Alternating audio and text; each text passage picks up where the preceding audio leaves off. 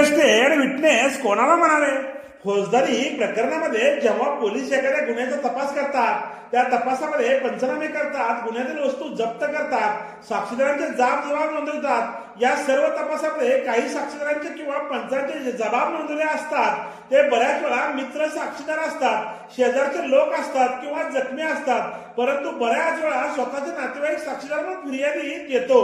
नमस्कार, मी आपला वकील मित्र विशाल गावडे. चला तर ना कायद्याचं म्हणजे तुमच्या फायद्याचं बोलूया. कधी कधी त्या साक्षीदारांचे व आरोपीचे पूर्वीचे वैमनस्य असते. त्यामुळे नेमके इंटरेस्टेड विटनेस कोणाला म्हणावे हा प्रश्न एका माननीय सर्वोच्च न्यायालयाला समोरील केसमध्ये उपस्थित झाल्यानंतर माननीय सर्वोच्च न्यायालयाने बबन शंकर डाफळ विरुद्ध महाराष्ट्र राज्य या केसमध्ये इंटरेस्टेड विटनेस याबाबत स्पष्टीकरण देताना असे म्हटलेले आहे की त्या साक्षीदाराच्या आरोपीला गुन्ह्यामध्ये शिक्षा होण्याबाबत डायरेक्ट इंटरेस्ट असावा.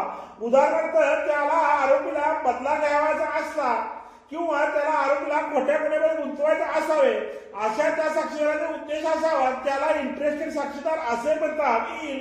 केवळ एखाद्या साक्षीदाराला आहात फिर्यादीचा किंवा जखमीचा मित्र आहे, नातेवाईक आहे म्हणून तो इंटरेस्टेड साक्षीदार होऊ शकत नाही. व्हिडिओ आवडल्यास व्हिडिओला शेअर करा व कोर्ट कचेरी या युट्यूब चॅनलला सबस्क्राईब करा.